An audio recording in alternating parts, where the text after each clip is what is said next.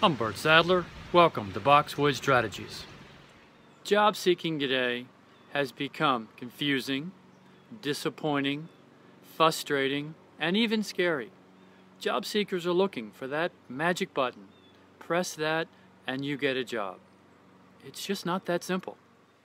Before I talk about my top 10 suggestions or thoughts to job seekers, let me talk about where I fit in to this job-seeking marketplace, my role, and how that relates to the job seeker of today.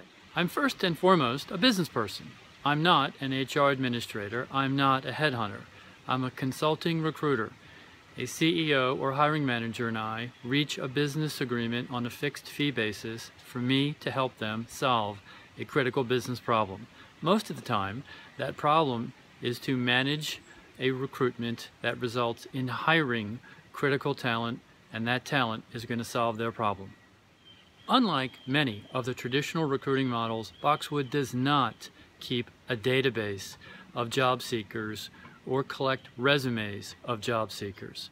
Our clients hire us to solve a business problem. Once that business problem has been defined and declared, and it's determined that talent is needed, we then proactively go seek, search, and find the right talent and the right fit for our client.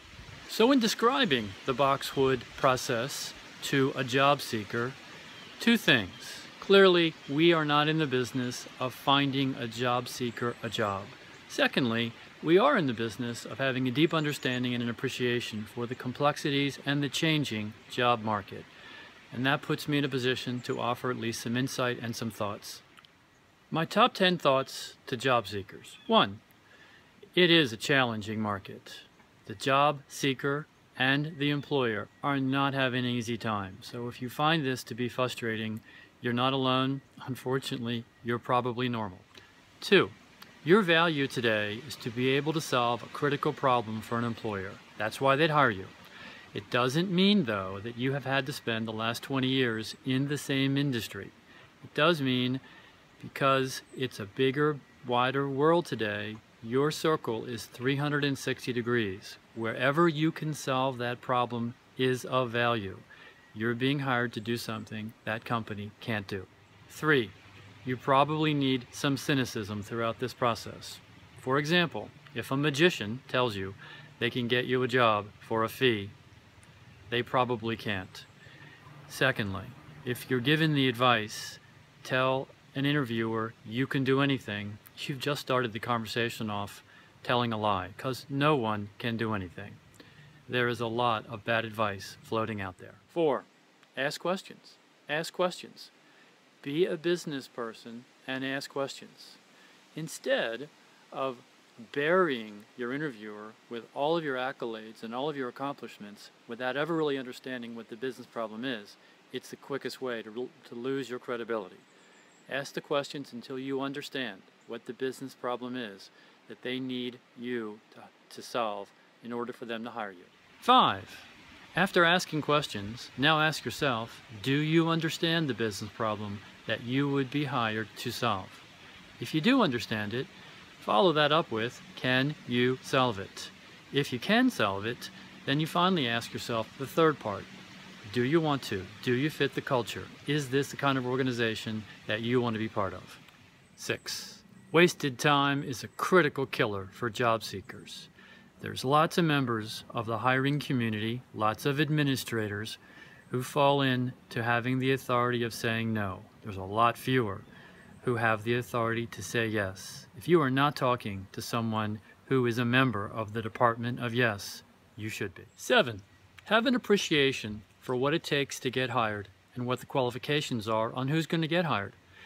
In most cases, the person getting hired meets the minimum technical requirements while also meeting the maximum cultural fit or chemistry.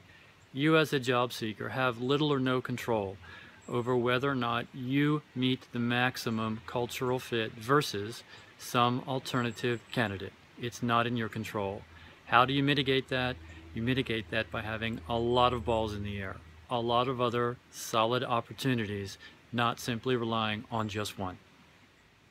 8, and to emphasize the point made in 7, you've got to have a lot of balls in the air. And a ball in the air is not simply a submission of a resume. A ball in the air is a solid opportunity. 9. Avoiding the time wasters includes avoiding job boards, and for the most part, job boards are no longer productive. Resumes collected there don't necessarily mean submission to some active job. In some cases, resumes are simply being collected anonymously in the background, not necessarily a productive use of time. So where do you spend your time? It's not easy. One of your best resources is the one you've already developed, your network, your connections. Reach out to them. Ask them for their advice. Ask them for their insight. They will generally be flattered and willing to help you and give you information and their perspective of what they're seeing in the business world. Generally, they're not the best people to ask for a job. They're not in the business of getting a job or hiring, but they are in the business of the business world. And if you open up the door and ask them for their insight, they'll likely talk to you. And in doing so, ask them who they know and who they might be able to connect you to. Your network will grow that way, and opportunities will open up. Finally, I am asked by job seekers, do I work with individuals? Do I help them to navigate the path for employment? Our business is with CEOs and hiring managers to help businesses grow. On occasion, I do consult with individuals. The outline for my doing that is in the final document under job seekers, consulting for individual professionals. And the outline in my structured approach is there for your use. If you're interested in an individual discussion, please let me know.